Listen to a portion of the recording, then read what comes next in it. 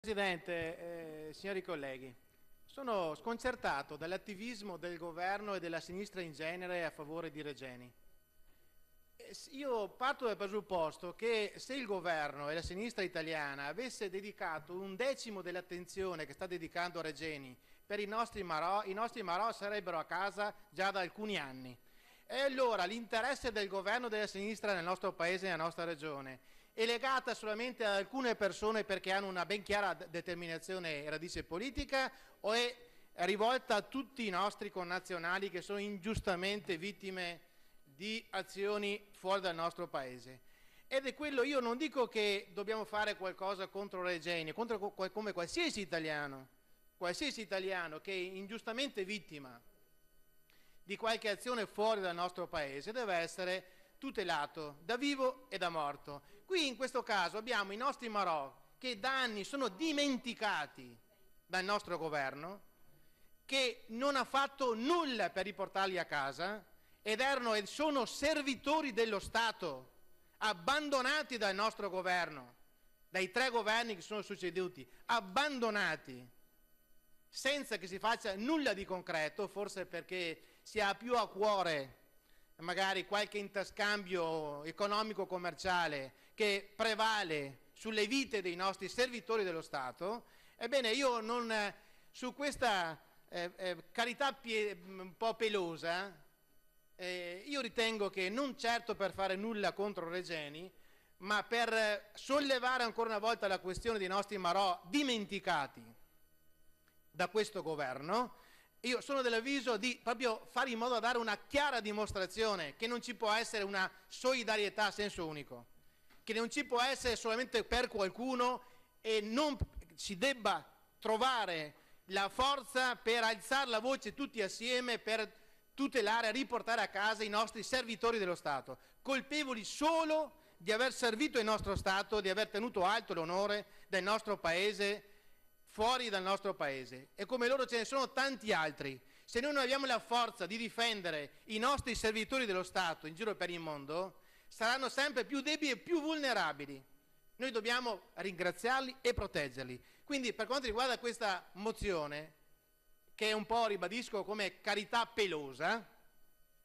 io sarei dell'avviso di invitare quest'Aula, tutta l'Aula, in particolar modo la maggioranza, a dare un segnale non di scarsa disponibilità alle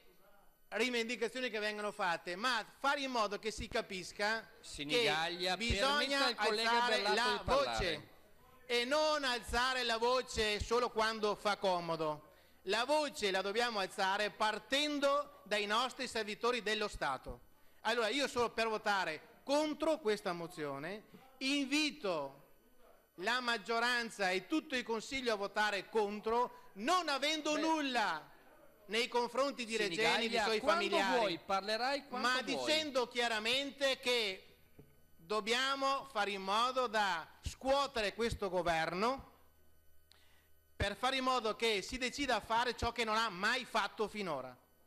E quindi prima di votare mozioni a favore di Tizio Di Caio, chiedo che si faccia tutto il possibile, iniziando da quest'Aula,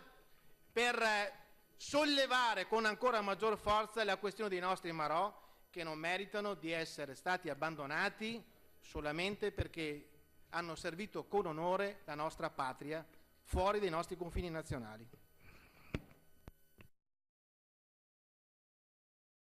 Su questa proposta di modifica, secondo regalo. Il primo è quello di avvallare un'iniziativa politica nazionale da parte di questo governo. Cara consigliere Moretti, la strumentalizzazione sul morto la sta facendo il governo perché se teneva a cuore alla incolumità di questo e di altri ragazzi doveva agire in maniera diversa, e noi non vogliamo fare nessuna strumentalizzazione, anzi abbiamo ribadito, l'ho detto prima, ho premesso piena solidarietà nei confronti dei familiari di questo ragazzo, perché per qualsiasi motivo una famiglia si trovi a essere colpita da questa disgrazia non può che avere la nostra totale solidarietà. Ma cosa ben diversa strumentalizzare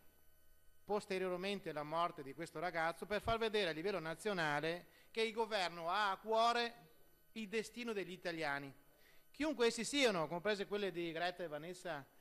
a cui ha fatto riferimento prima il consigliere Casali, che io vedo qui, a meno che non siano dei fotomontaggi,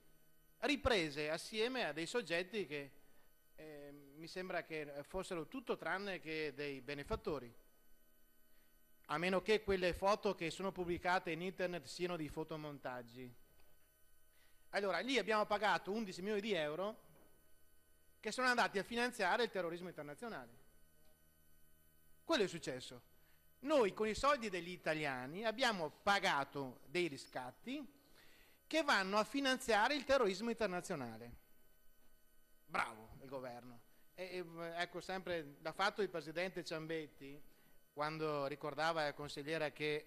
il riferimento temporale è un po' diverso. Anche su questo invito la consigliera magari a documentarsi meglio. Allora, sul secondo regalo, quindi io non intendo in nessun modo, fermo restando le premesse di cui vi ho parlato, quindi della piena solidarietà con i familiari di questa vittima, non intendo in nessun modo avvalare questa strumentalizzazione che a livello nazionale viene fatta dal governo Renzi, che fa finta di interessarsi di queste problematiche. In realtà, come abbiamo visto, anziché sprecare o utilizzare tutto questo dispendio di energie per un morto, dovrebbe dedicarsi con maggior attenzione a 2 persone vive che sono sequestrate in un paese straniero. Allora, in base a questo, la modifica che viene fatta alla mozione è un ulteriore regalo, consigliere Rizzotti, perché quello che avevano scritto nella mozione è illegittimo, se non illegale, perché non può essere esposto uno striscione da parte di nessuno sulla facciata del Consiglio regionale. E quindi allora, se vogliamo, possiamo fare ulteriori regali noi, non so a che titolo e per quale ragione.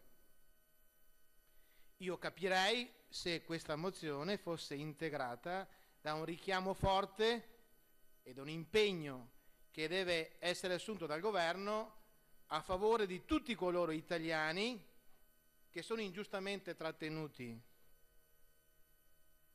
da altri governi o che sono vittime nel corso di un'attività che svolgono a favore del nostro paese, sia che questa attività venga svolta in Italia, ma soprattutto all'estero. Allora, siccome questa è una chiara strumentalizzazione politica, è una chiara battaglia a livello nazionale che vuol far vedere che il governo si impegna per gli italiani morti all'estero, ma non fa nulla per gli italiani vivi trattenuti all'estero, questa piccola correzione è ininfluente, assolutamente ininfluente, perché va semplicemente ad avvallare una strumentalizzazione politica che viene fatta dal governo Renzi